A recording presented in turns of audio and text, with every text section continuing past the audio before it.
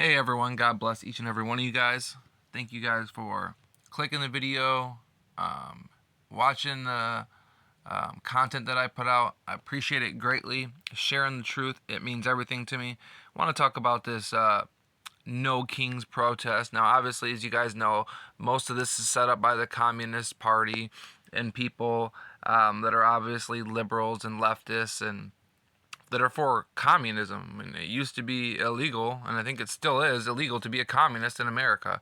But you get these people, out there waving the communist flags, and they're openly calling for communists in America, and blah blah blah. It's just like unreal. But it's staged and it's designed for a certain reaction, and it's being led, of course, by certain groups, such as George Soros, and the clowns that he's caught up with. But as you can see right here, No Kings protest recap. Bruce Springsteen performed at the flagship Minneapolis rally. More than 3,300 protests took place all across the 50 states. President Trump has not commented. And the number we're going to talk about right there is 33. Now, we all know that's the hoax number to let all the people know who are in the club, hey, this is a hoax. There's nothing to worry about. This was all by design, and that's exactly what this is. The March 26th No Kings protest, also called No Kings 3 and No Kings Day 3.0, which again you get your 33, were a group of coordinated protests. Exactly what I said. They're coordinated. These were set up by groups, not just any groups, high dollar, high ranking groups, okay? So understand that, right? And then we're going to jump down to it. Says the organizers claim the protests included more than 3,300 organized events across the country that drew a combined estimated 8 to 9 million protesters. It is the largest single-day protest in American history. Fake, staged, the whole thing, all about it. And so I wanted to share that with you guys. People that watch my channel know all about the number 33. So again, no coincidence. Again, the number 33, the No Kings. And of course, this was all pre-planned, orchestrated. It's a government hoax, and of course there's some, a bunch of regular people who join in, but they have their agents, their provocateurs, their leaders, who go to certain cities, and that's just their job, to get people to follow them and draw them in, and that's what it is. And we're going to prove it. And again, protest itself is 33. This No Kings protest, right? The whole protest itself is 33 in numerology. And again, with the Master Masonic number 33. If you don't understand that, I got plenty of videos explaining the number 33, why it's so important to not only the Masons, but in witchcraft and the occult and so many different religions. It's one of their numbers that they love. And so when you see that number, know that the Masons are behind it. And that's exactly why, they put their 33s by it, so that way the people who are connected with this world will understand, hey, you don't have to fear or worry about that news story you just heard, because our people are the ones who orchestrated it, and it's a hoax. It's a contrived hoax, right?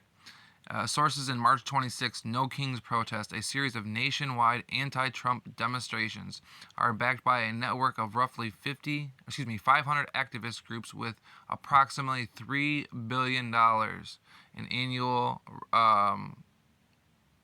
revenue. Again, No Kings protests backed by $3 billion network of activist groups. Investigation finds.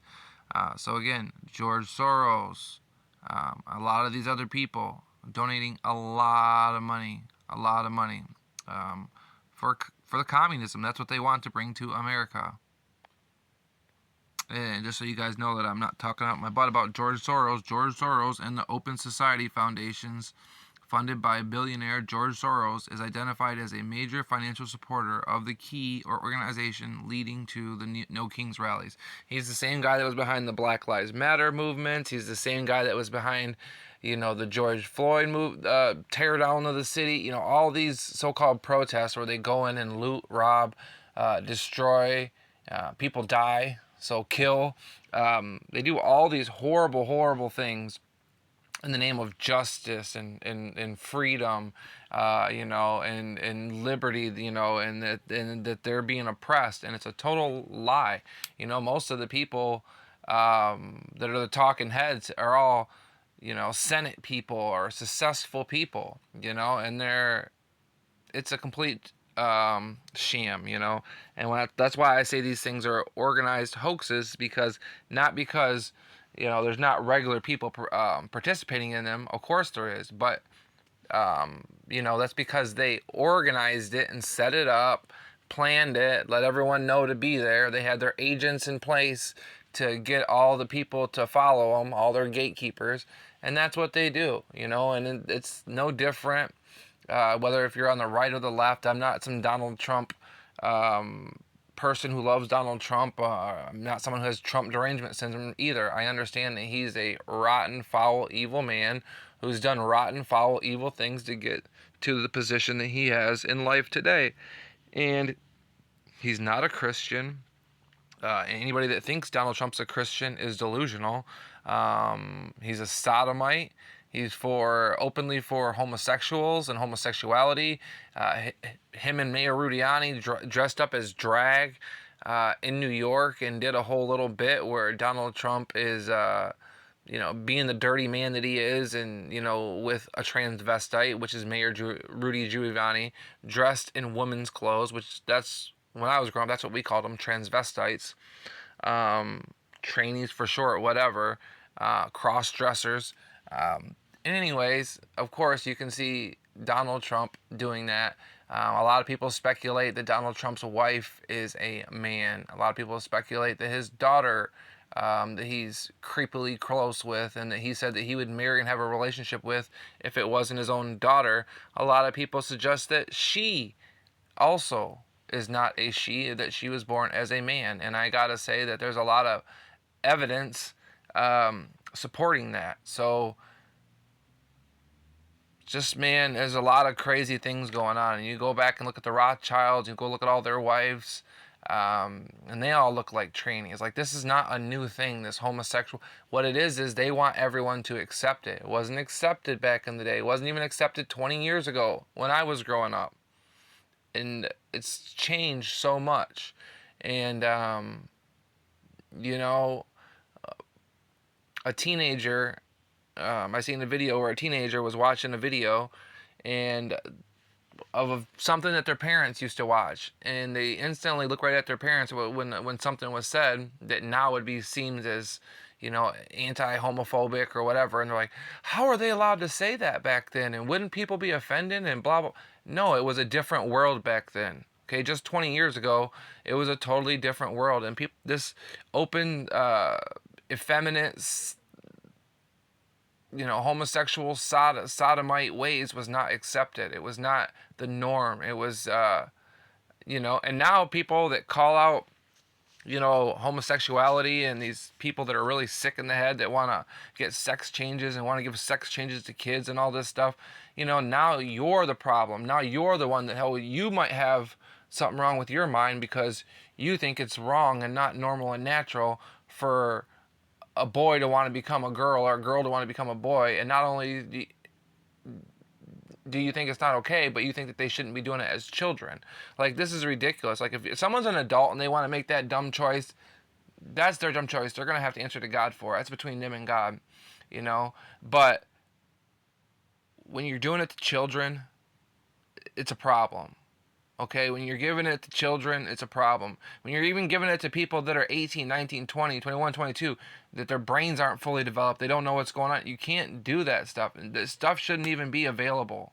Okay, in my opinion, I don't even think it should be out there. There should be no reason for there to be someone to go in America to go to a doctor and get a sex change. There's no reason for that operation. There's no need for it. There's no medical need for that.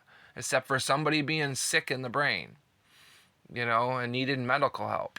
And that's just my opinion on it. And we're all entitled to our opinions. I try to show grace. I try to show empathy. But at the end of the day, we got to call out sin.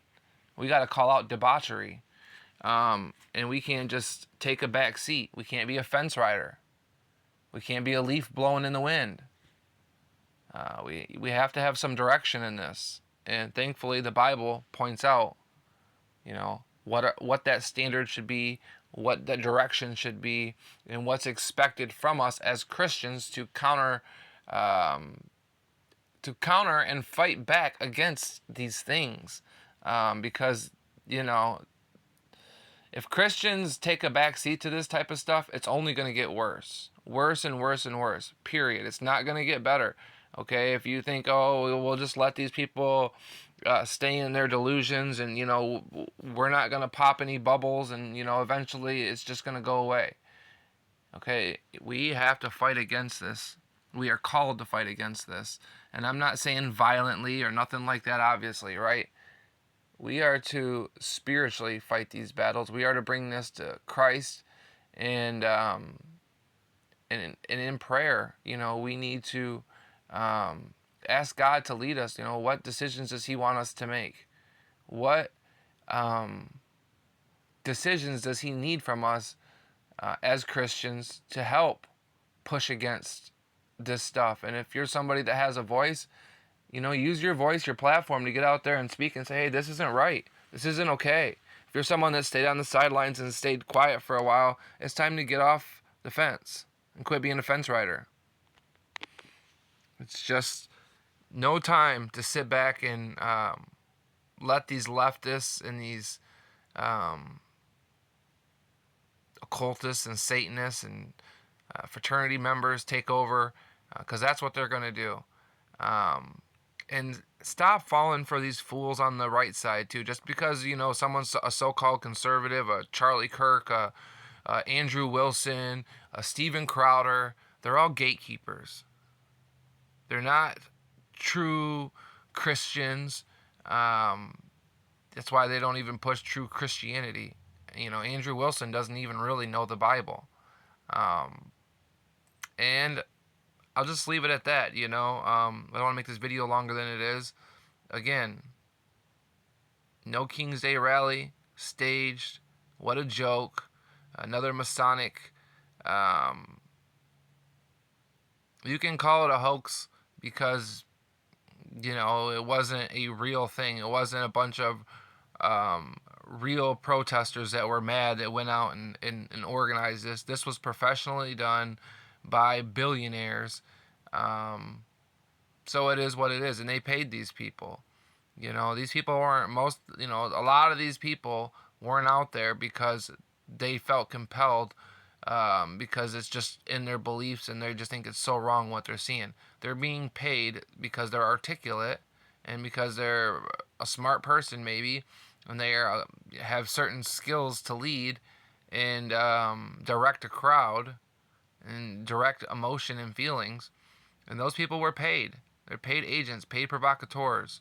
And that's what this is all about. And so hopefully you share this truth. Hopefully you got something out of it. God bless each and every one of you.